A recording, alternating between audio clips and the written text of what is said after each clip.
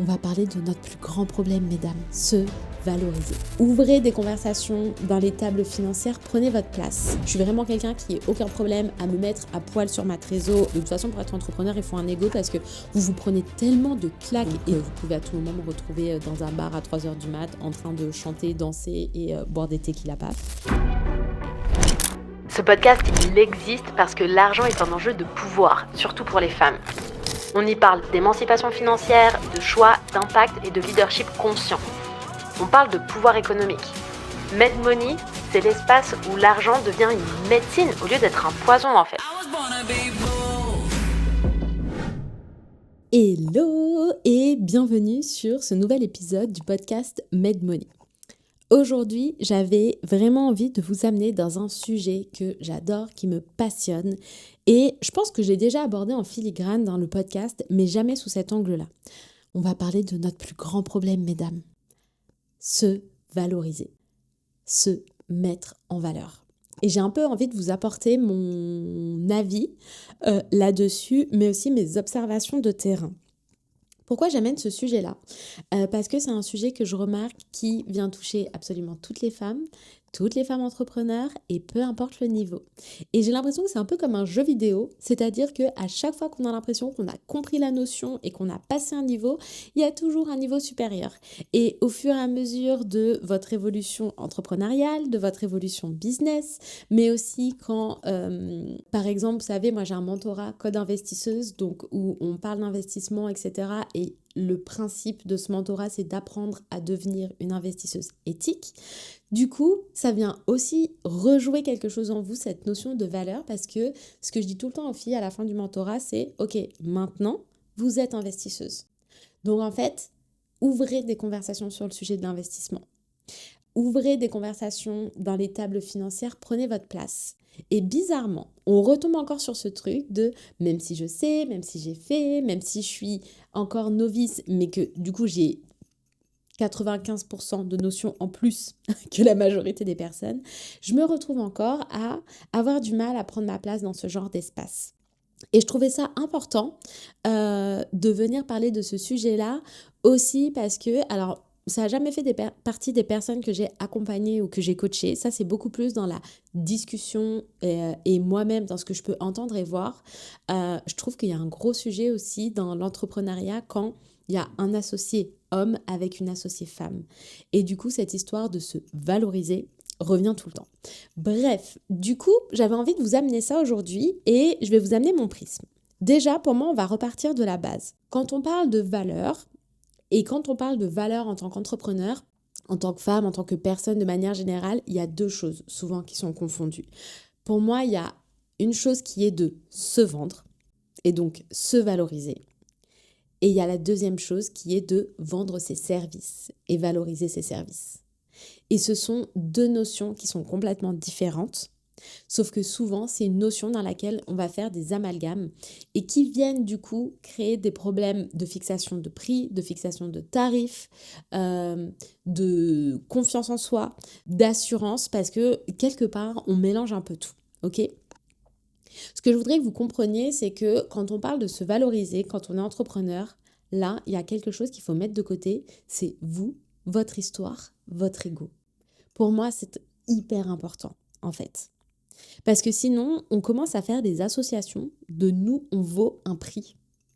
Et du coup, si on commence à faire des associations, donc nous, on vaut un prix, ça veut dire que quand on n'arrive pas à vendre, quand un service ne fonctionne pas, ou un service ne fonctionne plus, ou qu'on veut augmenter des tarifs, ou ce genre de choses, quand on a des rejets, quand on a des difficultés, quand ça ne fonctionne pas, on va commencer à penser que c'est nous le problème.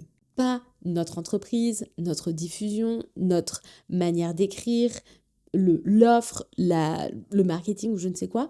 On va penser que c'est nous en fait le problème. Et ça crée beaucoup de souffrance.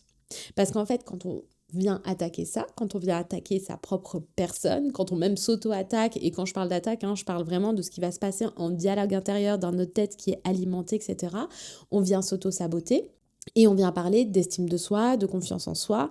Et du coup, ça ne va pas juste affecter la sphère entrepreneuriale et donc votre entreprise, votre business. Ça va aussi bien souvent affecter votre vie tout court, vos relations tout court.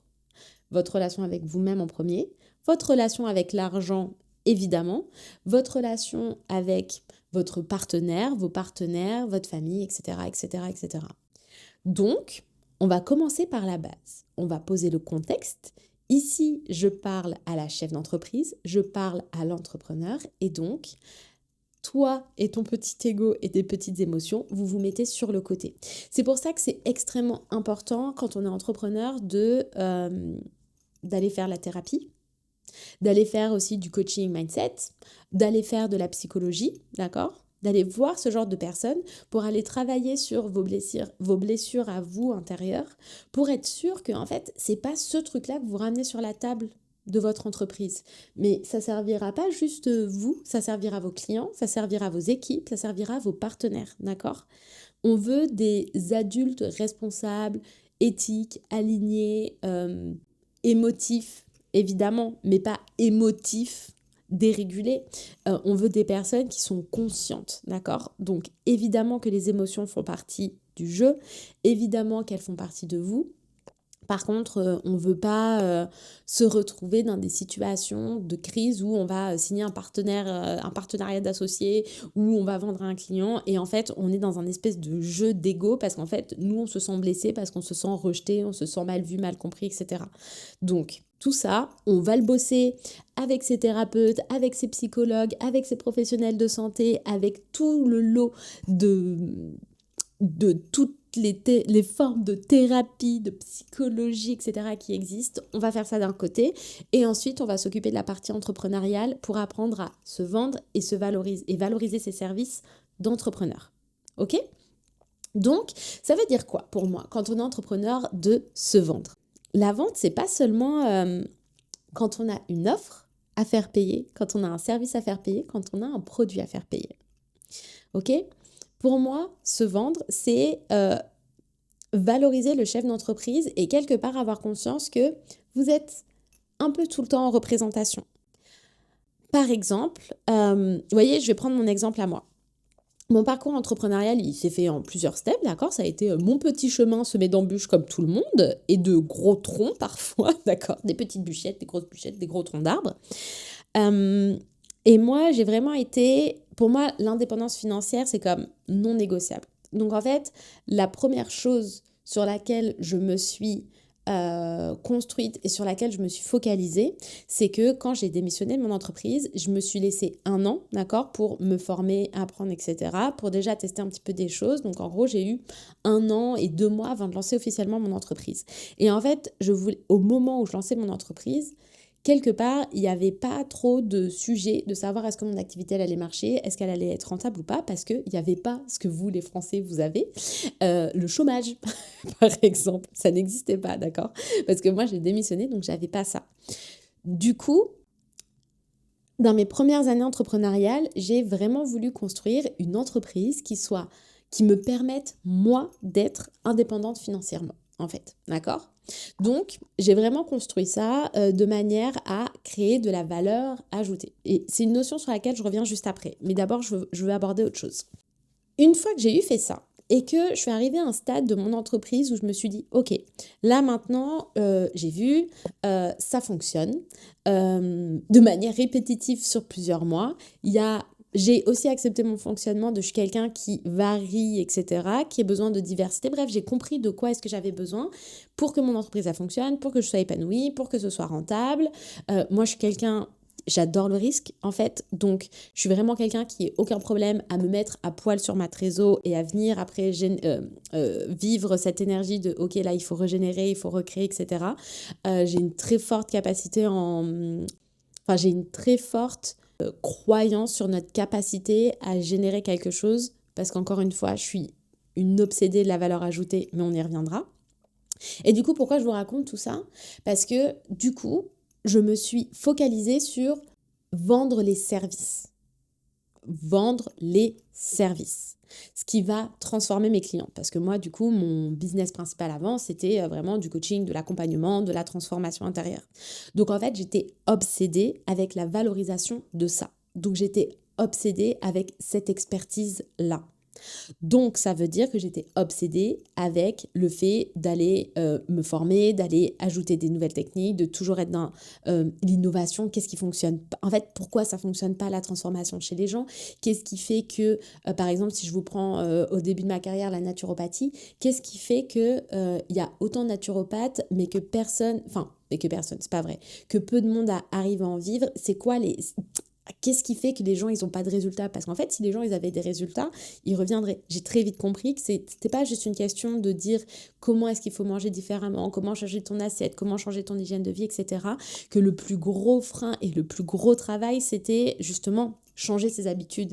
Changer ses habitudes, c'est changer son mindset. Ok, donc le coaching, etc., etc. Donc vraiment, j'ai focalisé mes premières années sur valoriser les services, apporter la valeur ajoutée pour valoriser les services, ok? Et puis, je suis arrivée là plus récemment, on va dire, je dirais fin d'année 2000... Non, pendant l'année 2024. Pendant l'année 2024 où, ok, j'avais, voilà, c'est bon, mon entreprise, elle fonctionnait, je voyais que c'était rentable, je voyais que même si je changeais, que je pivotais, j'arrivais toujours à vendre, etc. Donc, ok, la valeur ajoutée, j'avais compris le délire, j'avais compris comment la créer, j'avais compris comment attirer des personnes qui vibrent bien avec moi, tout ça, ok. J'ai plein de choses j'avais plein de choses à apprendre, toujours encore plein de choses à apprendre, mais ça, c'était maîtrisé. Et du coup, je me suis dit, ok, maintenant que ça, quelque part, ça commence à être solide, il est temps de passer à autre chose. De plus juste valoriser mes services, mais de me valoriser moi, en tant qu'entrepreneur. Et du coup, de valoriser mon image. Parce que je me connais, je suis quelqu'un de multipotentiel, comme on dit, d'accord, qui a envie d'avoir plusieurs projets. Et c'est surtout que, dans le fond du fond, mon entreprise d'accompagnement qui est Orae, c'est pas la seule entreprise que je vais avoir. Et au-delà de tout ça, ce qui compte pour moi, encore une fois, en tant qu'entrepreneur, et je vais aller plus loin, je vais mettre entrepreneur, créatrice de contenu, c'est d'avoir un réel impact sur l'indépendance financière des femmes, l'émancipation financière des femmes. Et pour ça, c'est pas quelque chose que je peux faire seule avec moi-même, et c'est pas quelque chose que mon unique activité de coaching, accompagnement, mentorat, consulting peut apporter. Il va falloir que j'utilise mon image pour pouvoir faire plein d'autres choses, notamment créer cette deuxième entreprise que je suis en train de faire, valoriser les actifs. Moi, j'ai toujours eu à cœur d'aller financer des projets. Donc la partie business angel, investisseuse, mais investisseuse au sens private equity, etc. Et aussi la chance que l'on a, je trouve, dans l'ère dans laquelle on est, qui est 2026 à l'heure de ce podcast, c'est qu'on est vraiment dans une ère où on a la possibilité de, je mets des guillemets, valoriser notre image pour utiliser quelque part notre image, la personne publique, entre guillemets, qu'on a envie d'être, pour la prêter à des causes, en fait, ok? Et ça, là, je suis partie très loin dans l'extrême, mais vous allez comprendre, du coup, quelle est la différence entre, ça, du coup, ça demande à, ok, cette partie-là, ça demande à se vendre, en fait, tout simplement. Et là, c'est plus ces services ou ces produits que vous pourriez avoir, mais moi, je suis une femme du service, d'accord? Je suis une femme d'affaires du service, je suis moins forte dans le produit. C'est différent de se vendre soi. Parce que là, ça commence à mon échelle, je suis très loin d'être un personnage public, ok? Du coup, ça demande à venir travailler, venir travailler ce côté-là et se dire, ok, qu'est-ce que, en vrai, moi, Estelle, en dehors de mes accompagnements, j'ai à apporter au monde? Qu'est-ce que, avec ce que j'ai en tête, ok, je dis que je veux participer à l'émancipation financière des femmes, que dans mes tripes profondes, je veux prôner l'indépendance financière, l'émancipation financière des femmes, etc. J'ai envie de pouvoir contribuer à ça, moi, en tant que personnage. Du coup, qu'est-ce que je peux proposer et comment je peux mettre en avant ce que je peux proposer pour aller faire ça en dehors de ma propre entreprise? Et là, du coup, il y a plein de choses qui viennent jouer. Donc, ça veut dire évidemment du média, ça veut dire montrer votre tête porter votre voix. Et du coup, là, vous avez tout un tas de choses qui vont vous faire travailler sur, je sais pas comment vous pourriez appeler ça. Là, je vous partage mes mots à moi, mais du coup, votre identité d'entrepreneur, votre personnage public, bref, cette image-là, ok? Et là, c'est important parce que vous vous rappelez ce que je vous ai dit au début, vous mettez de côté votre ego, même si évidemment il est présent dans tout. De toute façon, pour être entrepreneur, il faut un ego parce que vous vous prenez tellement de claques et de punching, d'uppercut à longueur de temps que si vous n'avez pas d'ego, vous vous effondrez. Mais un ego bien placé. Donc là, en fait, c'est important puisque dans votre identité d'entrepreneur, personnage public, bref, vous mettez le mot que vous voulez. Moi, je choisis entrepreneur / investisseuse parce que c'est ce qui me plaît beaucoup. Et ben, vous allez travailler votre estime de soi, votre confiance en soi, votre assurance et aussi, du coup, votre image, d'accord? Donc, par exemple, moi, ça va passer dans qui est-ce qui va se reconnaître aussi dans mon parcours. Il y a plein de femmes qui vont pas du tout se reconnaître dans mon parcours. Il y a plein de femmes qui ont envie d'indépendance financière, d'émancipation financière, qui n'ont pas connu la galère financière. Moi, je sais que j'ai beaucoup de femmes dans mon audience qui vont se reconnaître dans le côté de « hey, moi aussi, je connais les croyances, etc. parce que je viens d'un foyer où on n'avait pas grand-chose. » Il y a des personnes qui vont avoir des vrais parcours de difficultés, qui ont vécu l'expatriation, etc., l'immigration vraiment forte de leur vécu. Moi, je ne l'ai pas vécu, mon père l'a vécu, d'accord, c'est une génération au-dessus. Il y a des personnes qui vont se reconnaître parce que je suis métisse. Il y a des personnes qui... Bref, plein de personnes, il y a des personnes qui vont se reconnaître parce que avant j'étais dans le salariat corporate, tout bien codifié, puis du coup je passe dans l'entrepreneuriat, bref. Et du coup, c'est d'aller se poser la question, ok, comment est-ce que ça, du coup, je valorise pour pouvoir aller porter ma voix dans des lieux, des univers, des médias, des conférences, si vous voulez, des séminaires, des associations, des ONG, enfin bref. En fait, où est-ce que du coup j'ai envie de porter ma voix de cette identité-là, qui peut être décorrélée de mes services. Ok ? Et du coup, là, je vais loin, mais c'est juste pour vous illustrer et vous faire poser la question, vous, à aujourd'hui, quand vous devez vous valoriser, à quoi est-ce que vous pensez ? Est-ce que vous pensez à valoriser vos services ? Est-ce que vous pensez à valoriser votre image ? Et à quel point vous avez mis de côté votre histoire de vous et votre petite fille et votre petit ego et votre femme ?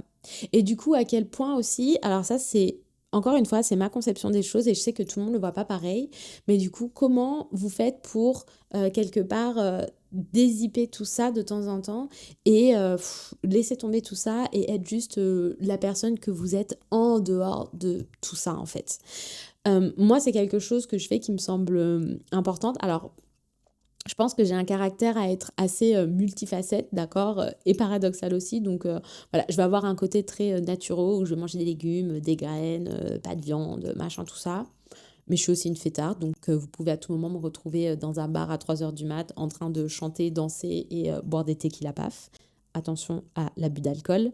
Je peux être cette personne-là et du coup, j'ai aussi envie, même dans mon foyer avec mon chéri, d'être juste la femme, celle qui va se plaindre, celle qui va se cajoler, qui n'a rien à voir avec son identité d'entrepreneur et le combat qu'elle porte quelque part tous les jours quand elle est sur les réseaux sociaux, etc. Qui a pas envie d'avoir des conversations engagées avec ses amis, qui ne se sent pas militante, pas du tout, qui est juste une âme là en train de vivre et qui fait la vie. Et du coup, moi, ça m'a beaucoup aidé en fait de... c'est pas compartimenter parce que évidemment, tout ça prend source et tout ça navigue de l'un à l'autre. Mais quand vous avez envie de porter des choses, quand vous défendez quelque chose, quand vous avez une vocation, quand vous avez une mission, ça peut aussi être très consumant de l'intérieur si vous décidez que c'est là pleinement avec vous. Et du coup, ça met beaucoup de pression, etc. Donc moi, ça a été la manière de me protéger là-dessus. Et donc... dans toute cette conception-là, je vous invite à revenir à cette notion de valeur. Parce que dans un cas comme dans l'autre, que ce soit pour valoriser vos services ou vous valorisez vous, si vous avez envie, je sais pas moi, de faire du média ou je ne sais quoi, de l'association ou peu importe, ça demande une chose, c'est la valeur ajoutée. Et ça, franchement, dans les formations business, je l'ai très rarement vu. Et ça me choque un peu en fait. Pour être totalement honnête. C'est-à-dire que jamais personne va venir vous payer pour le plaisir de vous payer parce qu'il vous aime bien, d'accord ? Je pense que aussi quand on prône le côté femme indépendante financièrement, il est temps de vous valoriser, de poser des tarifs justes parce que vous méritez ce que vous méritez. Il faut quand même partir de la base qui est, est-ce que vraiment vous amenez de la valeur ajoutée? Est-ce que vraiment vous amenez de la valeur ajoutée? La valeur ajoutée, c'est quoi?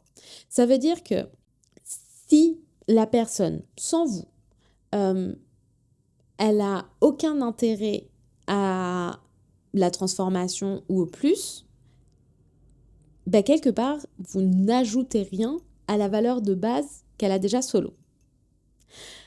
Si je vous prends l'industrie de l'accompagnement, par exemple, souvent, ce qu'on va gagner, c'est du temps, c'est de l'énergie et des compétences.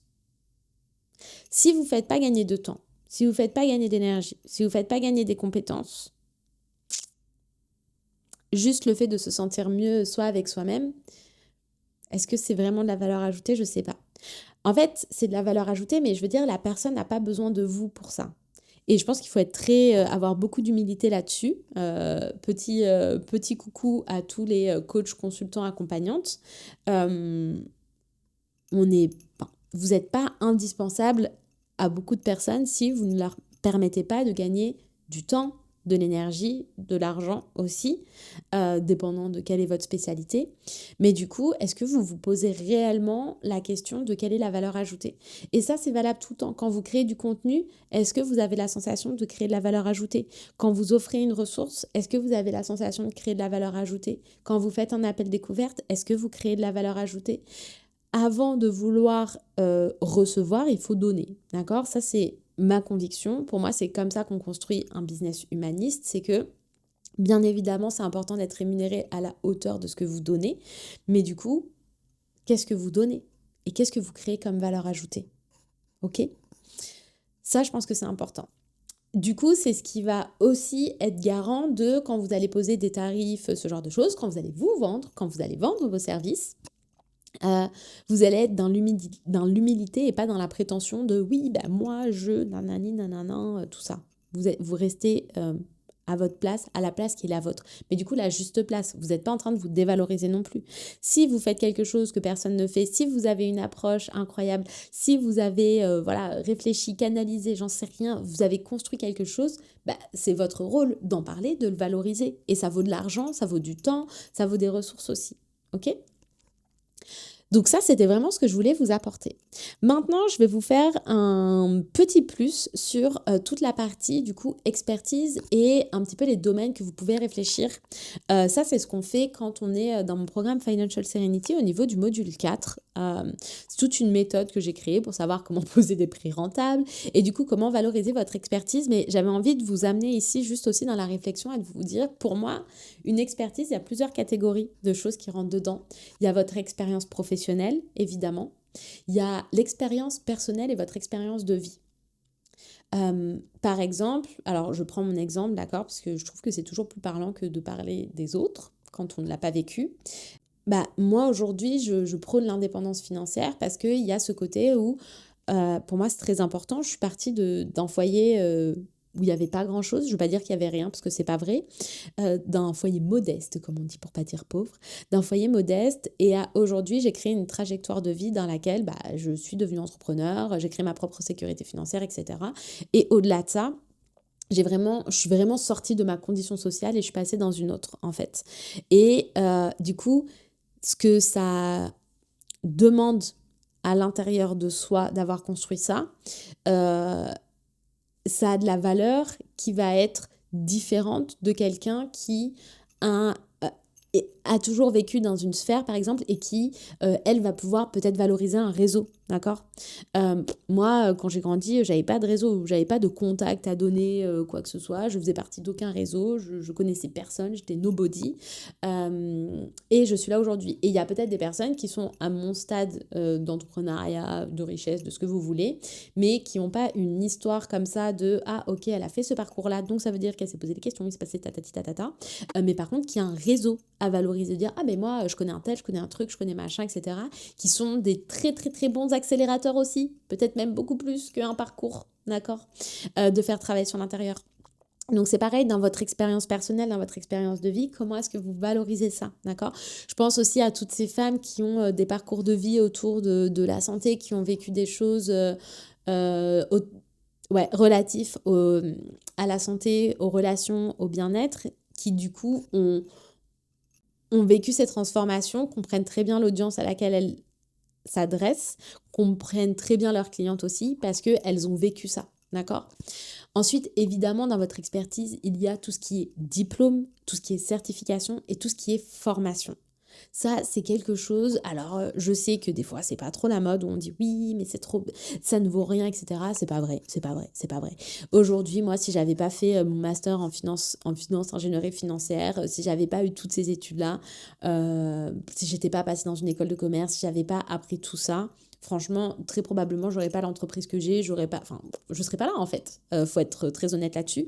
Donc, tout le monde pourrait cracher ce qu'ils veulent sur l'université, les écoles de commerce, n'importe quelle chose. En vrai, si, c'est quelque chose qui se valorise. C'est vraiment quelque chose qui se valorise parce que vous avez appris, vous avez construit, vous avez vécu des choses, vous avez rédigé des rapports, fait des présentations, passer des diplômes, vous avez tout un tas de connaissances que la majorité des gens n'ont pas en fait, donc ça se valorise.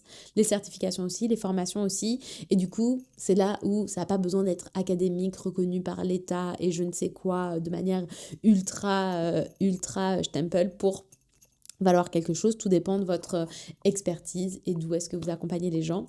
Et il y a une dernière chose que j'aime beaucoup valoriser aussi, enfin que j'aime beaucoup vous amener et vous poser la question pour tous les profils autodidactes et passionnés, en fait.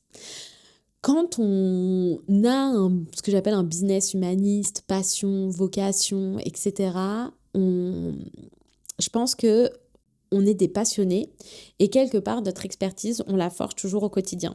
Dans les conversations, dans les livres, dans les formations, dans les réflexions qu'on va avoir, etc. Et il y a beaucoup de choses qu'on construit par soi-même parce qu'on a la soif du bouquin, la soif du podcast, la soif du documentaire, la soif de la rencontre, la soif de la discussion, la soif de tout ça. Et du coup, ma question pour vous, c'est, ok, tout ça là aussi, est-ce que vous le valorisez et est-ce que vous avez conscience que ça accompagne aussi le tout? Et du coup, comment est-ce que vous fixez de la valeur sur ça et quelle valeur ajoutée ça a pour ensuite savoir comment vous vendre ou comment vendre vos services? Voilà, c'était un épisode qui est un peu changeant par rapport à ce que je peux amener d'habitude, mais ce sujet de la valeur, c'est quelque chose qui me passionne, c'est quelque chose que j'aime beaucoup mentorer. On fait beaucoup dans Financial Serenity, c'est pour ça que j'ai créé tout un module dessus d'ailleurs. Je le fais aussi quand je travaille en one-one avec mes clientes parce que on a du mal à se valoriser soi-même et du coup à être objective, d'accord? Et je trouvais ça intéressant. Voilà, vous viendrez me dire si ça vous a plu, ici dans les commentaires, sous la vidéo, en audio, sur Instagram, encore une fois. J'adore échanger avec vous. Je vous souhaite une magnifique journée et je vous dis à la semaine prochaine. Bye bye!